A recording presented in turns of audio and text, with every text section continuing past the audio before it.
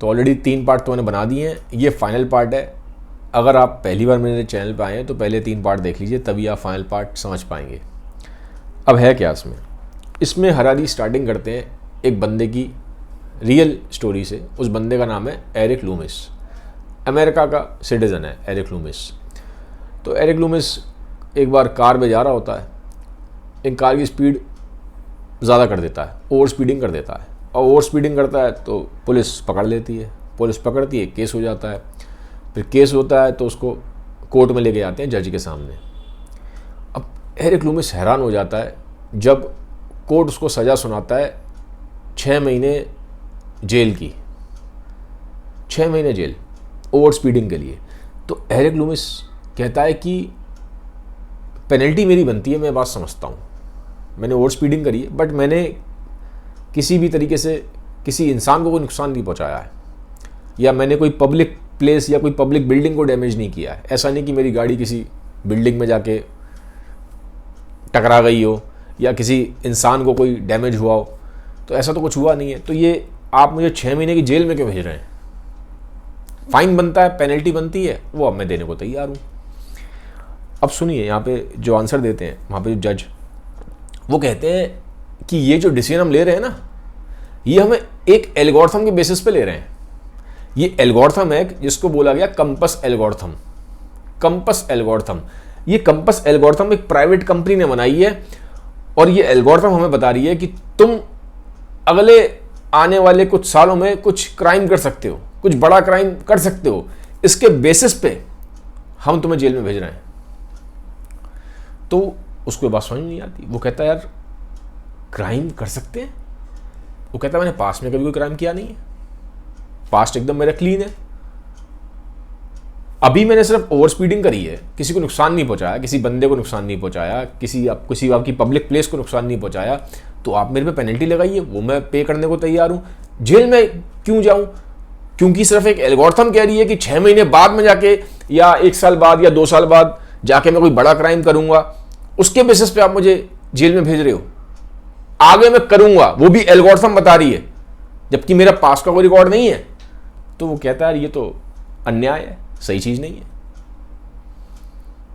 आप बताइए मुझे एल्गोरिथम कैसे काम कर रही है, किस बेसिस पे डिसीजन लिया, क्या बेस है? तो जज कहते हैं जी ये तो प्राइवेट कंपनी ने बनाई है एल्गोरिथम, आप उनसे बात करो। तो फिर वो आगे हायर कोर्ट में अपील करता है। हायर कोर्ट में भी यही डिसीजन आता है, वो भी कहते हैं एल्गोरिथम प्राइवेट कंपनी ने बनाई हुई है, आप उनसे बात करें एल्गोरिथम के बारे में। तो ये प्राइवेट कंपनी से जब कॉन्टैक्ट किया जाता है, वो प्राइवेट कंपनी एआई की कंपनी है, आर्टिफिशियल इंटेलिजेंस की कंपनी है। कंपनी कहती है कि जी हमने ये जो बनाया है हमारा एल्गोरिथम, ये बना है डीप लर्निंग के ऊपर। अब डीप लर्निंग में क्या होता है कि एआई की ही एक उसका सबसेट है। इसको समझने में थोड़ा सा मैं बताता हूं आपको, हल्का सा आपको आइडिया लग जाएगा। मान लीजिए आपका जो पूरा घर है वो एआई है। अब घर के अंदर एक बड़ा सा आपका हॉल है, घर के अंदर एक बहुत बड़ा हॉल है, ठीक है। वो जो हॉल है वो है मशीन लर्निंग, और उस हॉल में कमरा बना है, वो कमरा है डीप लर्निंग। उस कमरे के अंदर एक अलमारी है, अलमारी की तिजोरी है, वो है जनरेटिव एआई, ठीक है। तो सुपरसेट, सबसेट, सबसेट, सबसेट। तो डीप लर्निंग इस तरह से है, ठीक है। तो वो कहते हैं कि यार ये हमने थोड़ा ना करा है, हमें नहीं मालूम, हमने तो बस इसमें डीप लर्निंग की एल्गोरिथम्स लगाई हैं, और ये तो खुद से अपने आप ही जनरेट कर लेता है। जो मैंने आपको बताया ना, डीप लर्निंग, जनरेटिव एआई, ये उसके बेसिस पे है, ठीक है। जो बिल्कुल समझ लो कोर है एकदम एआई में। जैसे मैंने बोला था एआई एक बड़ी चीज है, अंदर आते जाओगे तो डीप लर्निंग आ जाएगा, उसके भी अंदर आ जाओगे तो जनरेटिव एआई आ जाएगा। तो कंपनी कहती है कि यार ये जो एल्गोरिथम्स हैं, ये तो हमारी डीप लर्निंग और ये जनरेटिव एआई और इतना सब उसमें मैथमेटिक्स लगी है, तो ये हमें भी नहीं मालूम है कि कैसे काम कर रही है। और ये बात सच है, क्योंकि जो डीप लर्निंग है ना और ये जनरेटिव एआई है, ये चलती है न्यूरल नेटवर्क्स पे, न्यूरल नेटवर्क्स पे। अब न्यूरल नेटवर्क्स क्या होते हैं आप पूछेंगे। हमारा ब्रेन जो होता है ना, इसका आइडिया कहाँ से आया है? ये इतनी बड़ी जो फील्ड है ना एआई की, जिसके बारे में आज बात होती है, न्यूरल नेटवर्क्स के बारे में, ये आइडिया कहाँ से आया है? हमारा ब्रेन चलता है न्यूरॉन से। हमारे ब्रेन में बिलियंस ऑफ न्यूरॉन्स हैं, और इन न्यूरॉन्स के बीच में आपस में कनेक्शन बना हुआ है। बिलियंस ऑफ न्यूरॉन्स हैं, इनके बीच में आपस में कनेक्शन बना है जिसको बोलते हैं न्यूरल नेटवर्क। तो साइंटिस्टों ने सोचा क्या यार हम भी ऐसे कंप्यूटर में ऐसी चीज़ें डाल सकते हैं कि कंप्यूटर भी इंसान की तरह सोचे। तो उन्होंने बना लिए आर्टिफिशियल न्यूरल नेटवर्क साइंटिस्टों ने, जिसके ऊपर पूरी ये डीप लर्निंग बेस्ड है। ठीक है, अब बना तो लिया, लेकिन जैसे जैसे डीप लर्निंग एडवांस होती गई, जैसे जैसे ये साइंटिस्टों ने जो आर्टिफिशियल न्यूरल नेटवर्क बनाए थे ये एडवांस होते गए, एक टाइम पे आगे ये इतने कॉम्प्लेक्स और इतने एडवांस हो गए हैं कि वो कैसे डिसीजन ले रहे हैं ये खुद एक्सपर्ट्स को भी नहीं पता। तो एक ब्लैक बॉक्स बन गया है, एक ऐसा बॉक्स बन गया जिसके अंदर चीजें क्या है, कैसे काम कर रही हैं, कोई नहीं जानता। अगर आप पढ़ेंगे ना, एआई को ठीक से पढ़ेंगे, समझेंगे, तो आपको मालूम पड़ेगा कोई नहीं जानता कि डीप लर्निंग में जो न्यूरल नेटवर्क डिसीजन ले रहा है वो कैसे ले रहा है, कैसे जनरेटिव एआई जो है कैसे वो अपने हिसाब से चीज़ों को जनरेट कर लेता है, कोई नहीं जानता। कुछ एल्गोरिथम्स उसमें फिक्स्ड हैं, उन्होंने बना रखे हैं, मैथमेटिकल मॉडलिंग्स कर रखी हैं, बट फिर भी वो कैसे डिसीजंस ले रहा है ये कोई नहीं जानता। तो अब वो जो बंदा है, वापस कहानी पे आते हैं, ये मैंने बीच में समझाया था कि आप समझ पाएं, एआई के वर्ल्ड को भी समझ पाएंगे। तो एरिक लूमिस कहता है ये क्या बात है, कंपनी वालों से कहता है, वो प्राइवेट कंपनी जिन्होंने एल्गोरिथम बनाया था, कंपस एल्गोरिथम नाम है उस टूल का, वो एक टूल है कंपस एल्गोरिथम वाला। तो भाई ये आपने डिसीजन दे दिया मेरे बारे में कि मैं आगे जाके क्राइम कर सकता हूँ, किस बेसिस पे प्रेडिक्शन कर रहे हैं आप, कौन से बेसिस पे कर रहे हैं बताइए मुझे। आपने क्या उसके अंदर फैक्टर्स डाले हैं, क्या इनपुट्स डाले हैं जिसके बेसिस पे ये निकल के आ रहा है। तो कंपनी वाले कहते हैं हमें नहीं मालूम कैसे काम कर रहा है, हम इसकी बहुत इनर वर्किंग हम नहीं जानते हैं, डिसीजन कैसे ले रहा है एल्गोरिथम हमें नहीं पता। अब एल्गोरिथम कैसे लेता है डिसीजन, मैंने बोला हम नहीं जानते। डीप लर्निंग में एग्जैक्टली कैसे क्या हो रहा है कोई नहीं जानता, कैसे आइडियाज जनरेट हो रहे हैं, कैसे जनरेटिव एआई कर रही है काम, बहुत डेप्थ में नहीं पता। उसका रीजन क्या है, इनपुट्स तो दे दिए, अब इनपुट्स इसने कहाँ से लिए, जो वो बंदा है एरिक लूमिस उसकी सोशल प्रोफाइल होगी, फेसबुक पे भी होगा, इंस्टाग्राम पे भी होगा, हो सकता है यूट्यूब पे भी हो सकता है टिकटॉक पे भी हो। तो ये सारा डेटा ले लिया गया, वो डेटा उठा के उसमें एल्गोरिथम में जो मॉडल होता है उसको फीड कर दिया गया। तो उसके बेसिस पे उसने कैसे अब डिसीजन ले लिया है कोई नहीं जानता।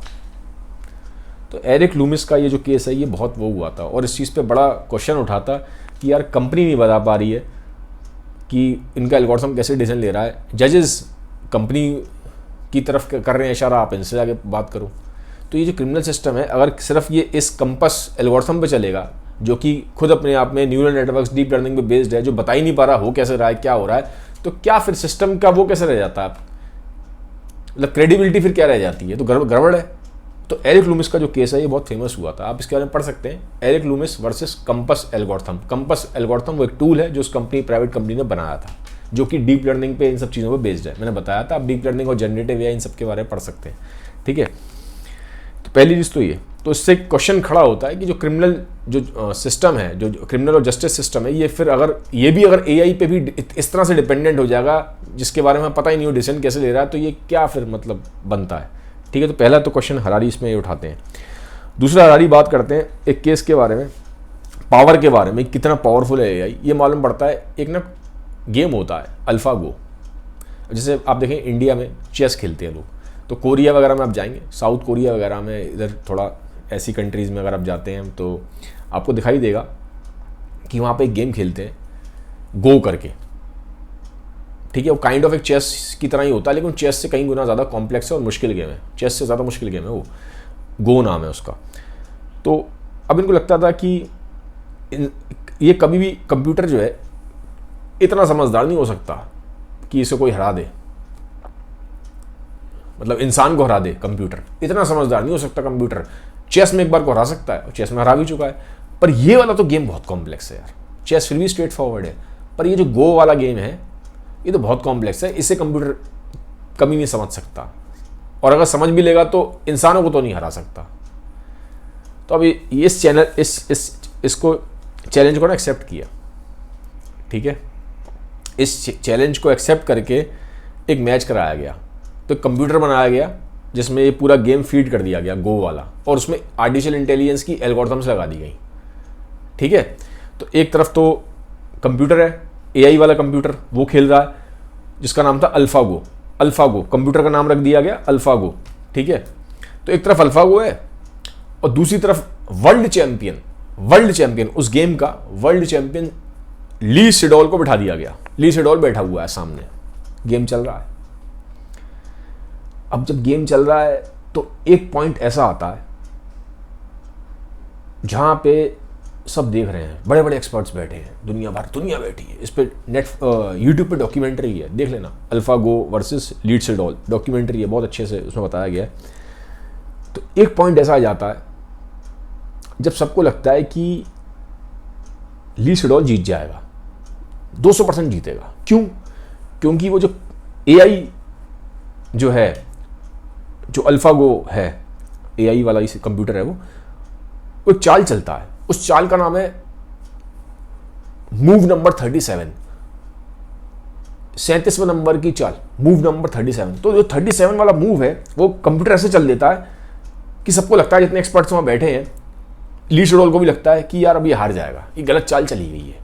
क्योंकि वो चाल पहले कभी किसी ने चली ही नहीं है, कभी नहीं चली गई। भाई वो कंप्यूटर एआई कैसे ट्रेन होता है? एआई ट्रेन होता है एग्जिस्टिंग डेटा के ऊपर, जो ऑलरेडी डेटा एग्जिस्ट है उसके हिसाब से उसको ट्रेन करते हैं। तो जो पहले चाल चली गई होंगी वही तो चाल लेगा, उन्हीं का तो परम्यूटेशन कॉम्बिनेशन करेगा। लेकिन उसने एक ऐसी चाल चली जो कभी चली ही नहीं गई थी, कभी नहीं चली गई थी, उसने खुद से जनरेट कर ली। यही एक तरह से जनरेटिव एआई की ताकत है, एआई की ताकत है, खुद से बना ली उसने चाल। और लोगों को लगा चाल गलत चली है, हार गया ये एआई, सबको लगा हार गया। लेकिन एंड में एआई जीत गया, ली सेडोल वर्ल्ड चैंपियन हार गया। और वो जो हारा है ना, वो उसी चाल की वजह से हारा है, क्योंकि ऐसी चाल किसी इंसान ने प्रिडिक्ट नहीं कर दी थी कि ये चल सकता है। और उनको लगा था गलत चाल चल रहा है, लेकिन वो चाल सही थी, वही चाल गेम चेंजर थी, वहीं से जीता हुआ एआई। तो यहां से इनको लगने लगा यार अब तब ताकत मालूम पड़ी ये, तो क्योंकि डीप लर्निंग के बेसिस पे ताकत, डीप लर्निंग और जनरेटिव एआई इनकी पावर थी उसमें लगी हुई थी। तब समझ में आया भाई एआई तो बहुत पावरफुल है। तब साइंटिफिक कम्युनिटी का भी दिमाग घूमा, ये ऐसा नहीं है तो खुद से डिसीजन ले रहा है, अपने आप बनाया जा रहा है मूव्स, ये तो उसके पीछे के पास के डेटा में फीड भी नहीं है, अपने आप बना रहा है, क्रिएटिव भी हो रहा है भाई ये तो यहां पे पावर मालूम पड़ती है। ठीक है, इस डॉक्यूमेंट्री को देख लेना, अल्फागो वर्सेस ली सेडोल करके। फिर हरारी बात करते हैं डिसीजन मेकिंग पे, कि डिसीजन कौन बेटर ले सकता है, एक एल्गोरिथम, एआई एल्गोरिथम या इंसान। इस क्वेश्चन पे वो क्वेश्चन उठाते हैं। अब कैसे? इसके लिए वो बात करते हैं इंसान कैसे सोचता है, हमारा इंसान जो ब्रेन है वह सोचता कैसे। हम सोचते हैं फैलेसी ऑफ सिंगल कॉज के हिसाब से। फैलेसी ऑफ सिंगल कॉज का मतलब क्या है? जैसे मान लीजिए डायबिटीज़ है, तो अगर किसी इंसान को डायबिटीज़ होती है तो हम बहुत जल्दी बोल देते हैं यार डायबिटीज़ इसको इसलिए होती है क्योंकि ये मीठा बहुत खाता है यार, चॉकलेट बहुत खाता है, इसलिए इसको डायबिटीज़ हो गई। लेकिन ऐसा सच नहीं होता। किसी भी चीज़ के पीछे, कॉम्प्लेक्स चीज़ के पीछे रीजंस बहुत सारे होते हैं। क्योंकि ऐसे तो बहुत लोग हैं जो चॉकलेट खाते हैं लेकिन सबको डायबिटीज़ नहीं होती। यह भी हो सकता है कि वो इंसान एक्सरसाइज ना करता हो, यह भी हो सकता है कि उस इंसान की नींद ठीक ना हो, यह भी हो सकता है उसकी लाइफ में स्ट्रेस बहुत हो, यह भी हो सकता है जेनेटिक्स में भी उसके पीछे से वो डिसीज़ रन कर रही हो, यह भी हो सकता है कि जो रीडिंग है वो फॉल्स पॉजिटिव आ गया हो, रीडिंग ही गड़बड़ा गई हो जाता है, फॉल्स पॉजिटिव हो जाता है। तो कई रीजन हो सकते हैं। लेकिन क्या होता है, हमारा माइंड एक रीजन पकड़ता है क्योंकि हमारे माइंड के लिए आसान है एक रीजन ढूंढना। हम मल्टीपल, अगर जैसे हमारे सामने आप मल्टीपल रीजंस ले आओगे तो हम समझ नहीं पाते, हमारा माइंड कंफ्यूज हो जाता है। हमें क्लैरिटी चाहिए होती है, हम एक रीजन पकड़ते हैं बस। हमने ऐसे रीजन पकड़ लिया, चॉकलेट खाता है इसलिए उसको डायबिटीज हो गई। तो मतलब क्या है कहने का, जब भी कोई चीज़ हो रही है, जैसे इस केस में हमने डायबिटीज़ ली है, तो उसके पीछे मल्टीपल कॉजेज हैं। अब ये होगा कि कुछ रीजंस की वेटेज ज़्यादा होगी, कुछ रीजंस की वेटेज कम होगी, वेटेज के हिसाब से होगा। ठीक है, लेकिन हमारा ह्यूमन माइंड वो सिर्फ एक रीजन ढूंढता है, बस उसको इतनी कॉम्प्लेक्सिटी नहीं चाहिए। आपने बोला जी ये भी होता है, ये भी होता है, ये भी होता है, इतना हम नहीं समझते, हमें एक रीजन दे दो यार। तो हरारी इसको बोलते हैं फैलेसी ऑफ सिंगल कॉज।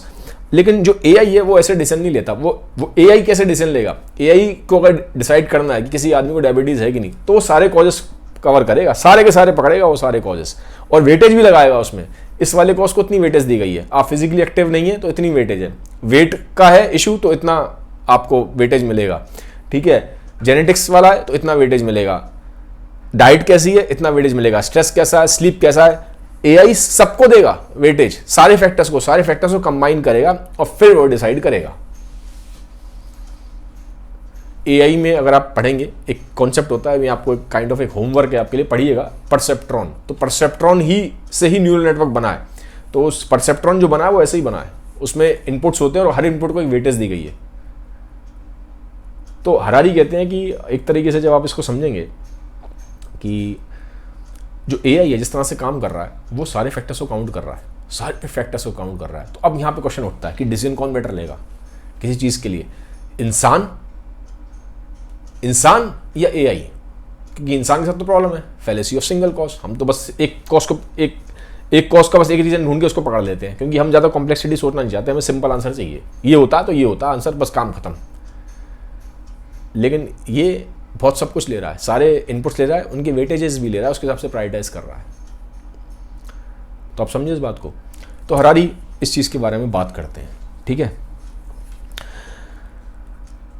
अब फिर एक चीज़ और है जो इंपॉर्टेंट है, इसमें बात करते हैं सोशल क्रेडिट सिस्टम की। अब सोशल क्रेडिट सिस्टम क्या है? सोशल क्रेडिट सिस्टम ये होता है कि जैसे कि कोई इंसान है, ठीक है, तो जो बाकी लोग हैं वो उसको पॉइंट दिए जा रहे हैं। वो इंसान कैसे बात करता है, अगर अच्छे से बात करता है लोगों से तो उतने पॉइंट मिलेंगे, बदतमीजी से बात करता है तो पॉइंट कम हो जाएंगे, लॉ को फॉलो करता है तो पॉइंट अच्छे मिलेंगे, लॉ ब्रेक करता है पॉइंट कम हो जाएंगे, टाइमली पेमेंट करता है, किसी से उधार लेता है, टाइमली पेमेंट करता है तो पॉजिटिव हो जाएंगे पॉइंट, नहीं तो नेगेटिव हो जाएंगे, ठीक है। तो एक सोशल क्रेडिट सिस्टम है कि आप कैसे बिहेव करते हैं। तो जैसे से आप बिहेव करेंगे उसके हिसाब से आपके अच्छा बिहेव करेंगे तो पॉइंट अच्छे हो जाएंगे। हर बंदा आपको पॉइंट दे रहा है। जैसे आप नहीं आते किसी ऐप पे, आप किसी, मान लीजिए कोई आप खाना खाते हैं या किसी आप जगह पे जाते हैं, जब आप ट्रैवल करने जाते हैं तो आप जो ट्रैवलिंग एजेंसी है उनको रेटिंग्स देते हैं, या आप, मैंने बोला कहीं से फूड आप ऑर्डर करते हैं तो आप बताते हैं कि फूड सर्विस सही है कि नहीं सही है, ऐप की सर्विस आप रिव्यू देते हैं ना।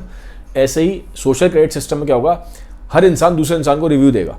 तो मान लो एक इंसान है तो उसको जितने भी लोग हैं जिनसे वो इंटरेक्ट करेगा सब उसको रिव्यू दे रहे हैं, तो उस बंदे का एक सोशल क्रेडिट स्कोर बन जाएगा। तो उसके बेसिस से मालूम पड़ जाएगा क्या ये इसका सोशल क्रेडिट स्कोर है, तो ये बंदा कैसा है, एक आइडिया लग जाएगा, ठीक है। तो हरारी बात करते हैं सोशल क्रेडिट सिस्टम के बारे में, लेकिन इसमें वो कहते हैं फ्लॉ है। अब उस फ्लॉ के बारे में बताते हैं कि नेटफ्लिक्स पे एक सीरीज थी ब्लैक मिरर। तो ब्लैक मिरर में एक, मतलब ब्लैक मिरर क्या था, एक डिस्टोपियन वर्ल्ड के बारे में बात कर रहे हैं कि एक ऐसा वर्ल्ड होगा जहाँ एआई इतना पावरफुल हो जाएगा जिसकी वजह से तकलीफ क्या होगी। तो हरारी ये सोशल क्रेडिट सिस्टम को, ये ना भी चाइना में चल रहा है, सोशल क्रेडिट सिस्टम चाइना में फंक्शनल है और इसको कंटिन्यूसली वो इवॉल्व कर रहे हैं, इसको इम्प्रूव कर रहे हैं। तो हरारी इस सोशल सिस्टम का ना एक नेगेटिव पार्ट दिखाते हैं। कैसे दिखाते हैं कि नेटफ्लिक्स में एक डॉक्यूमेंट्री है ब्लैक मिरर, तो उसमें एक सीरीज़ है पूरी, वो उसमें एक एपिसोड होता है जहाँ पे लड़की होती है, उसको लगता है कि यार मैं तो एक बड़े हम्बल से बैकग्राउंड से हूँ, लेकिन अगर मैं बहुत पैसे वालों के साथ अगर मैं उठूँगी बैठूँगी तो मेरा सोशल क्रेडिट बढ़ जाएगा। क्योंकि उस एपिसोड में दिखाया गया कि जो पैसे वाले लोग हैं, रईस लोग हैं, अगर आप उनके साथ उठते बैठते हैं, आप उनसे मिलते हैं, उनसे अगर आप किसी भी तरह से डील करते हैं तो आपका सोशल क्रेडिट सिस्टम बढ़ जाता है। तो ये सोच के एक दिन पार्टी में चली जाती है, रईसों की पार्टी होती है, वहाँ चली जाती है, तो सोच के तो जाती है कि वो उन लोगों के साथ उठेगी बैठेगी मिलेगी तो उसका सोशल क्रेडिट स्कोर ऊपर जाएगा, लेकिन उल्टा हो जाता है। क्योंकि जब वो पार्टी में जाती है तो वो खाना जिस तरह से खाती है या जिस तरह से वो पानी पी रही होती है वो पानी फैल जाता है, तो उससे जो रईस लोग होते हैं उसका सोशल क्रेडिट स्कोर माइनस कर देते हैं और कंटिन्यूसली वो उस पार्टी में गलतियाँ करती जाती है, इतनी गलतियाँ कर देती है कि वो जितने वहाँ लोग थे रईस लोग उसका सोशल क्रेडिट स्कोर माइनस करते जाते हैं। क्योंकि अगल बगल वाली तो देंगे आपको सोशल क्रेडिट स्कोर, अगर आप ठीक से बिहेव नहीं कर रहे, आप गलतियाँ कर रहे हैं तो माइनस हो जाता है। एंड तक आते आते इतना माइनस हो जाता है कि एक थ्रेशोल्ड होता है, एक लिमिट होता है, उससे अगर नीचे आ जाएगा तो आप क्रिमिनल उसमें आ जाएंगे, तो उसका उससे नीचे पहुंच जाता है उस लड़की का, उसको जेल जाना पड़ता है। तो हरारी कहते हैं कि ये जो दिखाया गया ना ब्लैक मिरर में, ये रियलिटी हो सकता है। और ये मत सोचिए हरारी कहते हैं कि नहीं होगा फॉलो, वो कहते हैं चाइना में फॉलो हो रहा है, हो सकता है कल को अगर ये चीज़ वर्ल्ड वाइड अडॉप्ट कर ली जाए और हर बंदा अगर एक दूसरे पर नजर रख के बैठा हुआ है ऐसे और एक दूसरे को स्कोर दे रहा है तो गड़बड़ हो जाएगी यार। तो उसकी तरफ हरारी थोड़ा पॉइंट आउट करते हैं। फिर वो बात करते हैं हरारी कि ये जो एल्गोरिथम्स हैं इनको हमें ट्रांसपेरेंट करना पड़ेगा, कुछ तो ट्रांसपेरेंसी होनी चाहिए, क्योंकि जो ऊपर पावरफुल लोग हैं, इन्फ्लुएंशियल लोग हैं, वो ट्रांसपेरेंसी रख नहीं रहे हैं, वही तो बना रहे हैं। जो बड़े बड़े बैठे हुए हैं एआई के साइंटिस्ट एक्सपर्ट्स हैं, ये बनाए जा रहे हैं इनको, एल्गोरिथम्स को, इनमें ट्रांसपेरेंसी रख नहीं रहे। तो पावरफुल और इन्फ्लुएंशियल लोग तो आपके ऊपर नजर रखेंगे, लेकिन जब बात आती है उनकी खुद की ट्रांसपेरेंसी की तो पीछे हट जाते हैं, डिनाई कर देते हैं। तो हरारी कहते हैं दोनों तरफ से होनी चाहिए ट्रांसपेरेंसी। खाली ऊपर बैठा वाला नीचे वाले की तो ट्रांसपेरेंसी रख रहा है, उस पर नजर रख रहा है, और जब नीचे वाले ऊपर वालों से ट्रांसपेरेंसी मांग रहे हैं तो अपने हाथ खड़े कर देते हैं। जो भी आपने देखा था, एरिक लूमिस ने जब कंपनी से पूछा था तो कंपनी कह रही जी हमें नहीं पता एल्गोरिथम कैसे बनी है। जब मैंने बताया था सजा सुनाई गई थी, पहला आपको केस बताया, तो कह रहे हरारी कह रहे हैं टू वे होनी चाहिए ट्रांसपेरेंसी, तब उसका सेंस बनता है, तब वो फेयर होगा सिस्टम। फिर हरारी कहते हैं कि इसमें दिक्कत क्या है एआई में, कि यार बहुत सारे ना बॉट्स उतार दिए जाते हैं। हरारी बताते हैं ट्विटर पे एक टाइम पे जब इलेक्शंस वगैरह आने वाले होते हैं उस टाइम पे स्पेशली इतने ज़्यादा बॉट्स उतरे होते हैं सोशल मीडिया पे, आपको पता ही चलेगा कि आप किससे बात कर रहे हैं। वो बॉट्स ऐसे होंगे बिल्कुल रियल लगेंगे, रियल प्रोफाइल होती है, फोटो लग जाती है इंसानों की, आपसे बात करते रहेंगे। आप मान लीजिए किसी एक पॉलिटिशियन को फेवर करते हैं, इलेक्शन का टाइम है, और मान लीजिए बॉट है, बॉट आपसे बहस कर रहा है कि नहीं नहीं आपका जो पॉलिटिशियन है इसको आप फेवर कर रहे हैं ठीक नहीं है, इसको आप वोट दीजिए, इसको आप वोट दीजिए, आप उससे बहस करे जा रहे हैं। अब मान लीजिए क्या होगा, या तो आप जीतेंगे या बॉट जीतेगा। अगर बॉट जीत गया तो उसने आपको क्या करा, अपनी साइड में ले लिया, जो चाहता था, जिस पॉलिटिशियन को चाहता था अब आप उसको वोट देंगे। वो तो चाहता था कि जो राइवल पॉलिटिशियन है उसको वोट दें, लेकिन मान लीजिए आप जीत गए बहस में। अगर आप जीत गए तो भी आपकी हार है। तो आपकी हार कैसे है, क्योंकि जितनी देर आप उससे बहस करेंगे, बॉट से बहस करेंगे ना, डिस्कशन करेंगे, डिबेट करेंगे कि मेरा पॉलिटिशियन बेटर है, बॉट कह रहा है मेरा पॉलिटिशियन बेटर है। मान लीजिए अगर आप जीत भी गए तो जितनी देर आप बहस कर रहे हैं आप अपनी इंफॉर्मेशन उसको दे रहे हैं, वो तो बॉट है, वो कैसे हारेगा। तो आपकी इंफॉर्मेशन उसने ले ली, आपकी इंफॉर्मेशन के साथ उसके पास और डेटा आ गया, अब वो जाके किसी दूसरे बॉट को दे देगा, फिर वो आपसे बहस करेगा, वो जीत जाएगा आपसे। या वो बॉट जाके पुराना वाला आप ऐसे और से जाके डिबेट करेगा, उनको फिर वो करेगा, अपने फेवर में लेगा, अपने पॉलिटिशियन के फेवर में लेगा। तो हरारी बताते हैं ये चीजें पॉलिटिकल सिनेरियो मैनिपुलेट कर देती हैं, और वो कहते हैं बॉट्स ने करा है। आपको नहीं मालूम है कि आप जिससे बैठे हुए हैं, आज के डेट में तो हो रहा है इंटरनेट पे, आपको नहीं पता एआई इतना पावरफुल है कि इतनी सारी वहां पे इंस्टाग्राम पे प्रोफाइल्स हैं जिसमें कोई लड़का है या लड़की है, वो एआई ने जनरेट किया हुआ है। आपको लगेगा रियल है, पर वो रियल है ही नहीं, एआई जनरेटेड है वो। बिल्कुल आप नहीं बता पाओगे। जनरेटिव एआई बहुत पावरफुल है, क्योंकि जनरेटिव एआई काम इस तरह से करता है। अगर आप जनरेटिव एआई पढ़ते हैं तो उसमें एक मॉडल लगा हुआ है, इसको बोलते हैं GAN, GAN। तो वो जो मॉडल है पता कैसे काम करता है, जब वो मॉडल फोटो बनाता है ना, वो बिल्कुल ऐसी बनाएगा कि वो आपको रियल लगेगी। अगर आपको फेक लग रही है तो वो उस मॉडल को पास ही नहीं करेगा, उस फोटो को पास ही नहीं करेगा वो मॉडल, क्योंकि उसकी जो इनहेरेंट बिल्डिंग है, जो वो मॉडल है GAN मॉडल, पढ़ना इसके बारे में, GAN मॉडल के बारे में, वो बनाई इस तरह से है कि अगर जो फोटो वो जनरेट कर रहा है अगर वो फेक लग रही है तो वो आगे जाएगी नहीं, वो बिल्कुल रियल लगनी चाहिए। है वो फेक पर लगेगी रियल, क्योंकि वो बनाए इस तरह से गया है मॉडल। तो इंस्टाग्राम पे बहुत सारी प्रोफाइल्स ऐसी हैं जहां पे बंदा है, बंदी है, वो है ही नहीं, रियल में है ही नहीं, लेकिन आपको रियल लग रही है। इतने सारे बॉट्स ऐसे हैं, इतने सारे यूट्यूब पे कमेंट्स ऐसे हैं, इतने सारे लाइक्स ऐसे लिए जाते हैं, इतने सारे कमेंट ऐसे किए जाते हैं, आपको लगता है कि वो रियल है, रियल नहीं है, बॉट्स चला रहे हैं, आपसे बहस भी करते रहेंगे, आपको पता ही चलेगा कि वो आप बॉट से ही बहस कर रहे थे। तो हरारी कहते हैं ये एक डेंजर है, ये डेंजर है, क्योंकि इसके हिसाब से आप किसी भी तरह का पॉलिटिकल सिनेरियो या पॉलिटिकल एक मोटिव है, वो किसी भी तरह से जो बॉट को कंट्रोल कर रहा है वो फेवर में ले लेगा। ठीक है। और इनफैक्ट वो कहते हैं हरारी ये नहीं भी मत समझिएगा कि ये जो चीज़ है इससे सिर्फ डेमोक्रेसी को खतरा है, वो कहते हैं डिक्टेटर्स को भी खतरा है। डिक्टेटर को खतरा कैसे है, एआई इतना पावरफुल हो जाएगा टाइम के बाद, इतना पावरफुल हो जाएगा कि जो डिक्टेटर भी जो होगा वो एआई को अपने बहुत क्लोज रखेगा, क्योंकि एआई बहुत पावरफुल है, दिमाग से बहुत पावरफुल है, 5-10 साल में बहुत पावरफुल हो जाएगा, तो डिक्टेटर भी उसको अपने साथ रखेगा। तो जो एआई है वो इतना ताकतवर भी हो सकता है कि वो चाहे कि मैं डिक्टेटर को हटा के अपने हिसाब से जिसको वो चाहे उसको वहां बिठा सकता है, तो मैनिपुलेट भी कर सकता है उसको, डिक्टेटर के डिसीजंस को और एक्शंस को। तो खतरा डिक्टेटर को भी है। ठीक है, तो ये चीज है। फिर हरारी इसमें बोलते हैं एंड में कि जो एआई है ये ग्लोबल प्रॉब्लम है, ये नेशनल प्रॉब्लम नहीं है, ये एक देश की दिक्कत नहीं है। जबकि इस टाइम पे क्या है, जो मेन एआई पे काम कर रहे हैं, जो मेन पावर है एआई की, वो यूएस और चाइना के पास है। लेकिन प्रॉब्लम अगर होगी तो ग्लोबल प्रॉब्लम है, वो खाली एक या दो कंट्री की दिक्कत नहीं है वो। और ये बात सच है। इसमें वो बात करते हैं डेटा कॉलोनिज्म के बारे में। डेटा कॉलोनिज्म का मतलब क्या है, वो कहते हैं इंडस्ट्रियल रेवोल्यूशन के टाइम पे जैसे जिन जिन कंट्रीज ने पे जहाँ इंडस्ट्रियल रेवोल्यूशन हुआ था पहले, जैसे मान लीजिए इंग्लैंड में हुआ था, तो इन्होंने कॉलोनीज बना लिया था। इंग्लैंड ने कॉलोनाइज किया था दुनिया में अलग अलग कंट्रीज को, क्यों? उनके पास इंडस्ट्री की पावर थी। अब वो कहते हैं कि जिन कंट्रीज के पास डेटा की पावर है, जैसे इस टाइम पे सबसे ज्यादा पावर यूएस और चाइना के पास है, तो ये डेटा से कॉलोनिज्म करेंगे, ये डेटा की पावर से दूसरी कंट्रीज को कॉलोनाइज करेंगे बिना उन्हें कॉलोनाइज करे। पहले तो पावर से किया गया था, इंग्लैंड ने अपनी आर्मीज को भेजा था वहां पे, उस तरीके से वहां पे डिवाइड एंड रूल वो सब पॉलिसी लगाई थी। लेकिन आज की डेट में किसी आर्मी को वहां भेजने की जरूरत नहीं है, ये बॉट्स चलेंगे, डेटा से वो सारा आपका डेटा खींच रहे हैं अपनी तरफ। डेटा खींचेंगे तो आपको जो चाहे चीजें बेची जा सकती हैं, जैसी मर्जी चाहे बेची जा सकती हैं, आपके डिसीजंस मैनिपुलेट किए जा सकते हैं, आपकी कंट्री की पॉलिटिक्स मैनिपुलेट की जा सकती है। तो उस पॉइंट को समझो। वो कहते हैं आने वाले टाइम में जो कंट्रियों के पास डेटा की वो रहेगी, हेजीमनी रहेगी, डेटा की वो रहेगी डोमिनेंस, वो कंट्री पावर में रहेंगी। तो वो बात करते हैं टर्म के बारे में, डेटा कोलोनिज्म। ठीक है, तो ये चीज है। फिर वो बोलते हैं कि यार ये बहुत इंपॉर्टेंट है आने वाले टाइम में कि हम जो पूरा वर्ल्ड है वो कॉपरेट करें। क्योंकि जब बात वो कहते हैं कॉपरेट करने की आती है, तो लोग कहते हैं कि यार हमें अपनी कंट्री की तरफ पूरा फोकस करना चाहिए, क्योंकि अगर हम ऐसा करते हैं तो हम पेट्रियोटिक ज़्यादा हैं। तो कहते हैं यार अरे आप बिल्कुल अपनी कंट्री की तरफ फोकस करिए, वो पेट्रियोटिज्म आप रखिए। बट आज का वर्ल्ड ऐसा नहीं है कि आप ग्लोबल वर्ल्ड से डिस्कनेक्टेड रहें।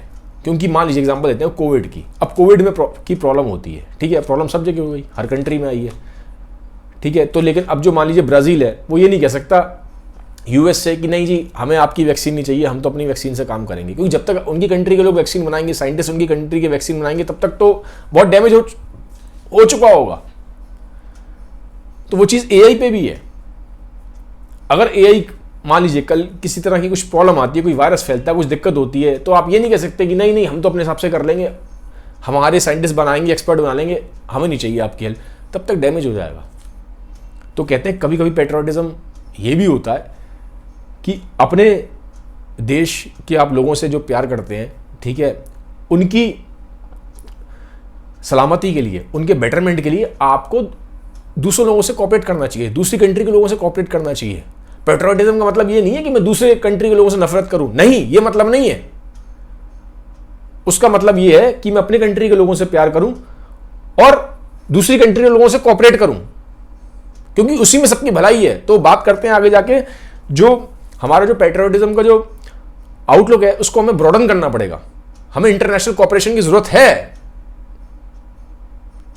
ठीक है। तो ये वाली चीज है। तो बात तो कर रहे हैं क्योंकि एआई अगर कल को आगे जाके दिक्कत बनती है तो ये ग्लोबल प्रॉब्लम बनेगी, और ग्लोबल प्रॉब्लम के लिए ग्लोबल कोऑपरेशन चाहिए। वो नेशनल लेवल पे आप सिर्फ ठीक नहीं कर सकते। बॉर्डर्स क्लोज करके आप सिर्फ सोचे कि हम बाकी पूरी दुनिया से डिस्कनेक्ट हो जाएंगे, तो वो ठीक स्ट्रेटेजी नहीं है।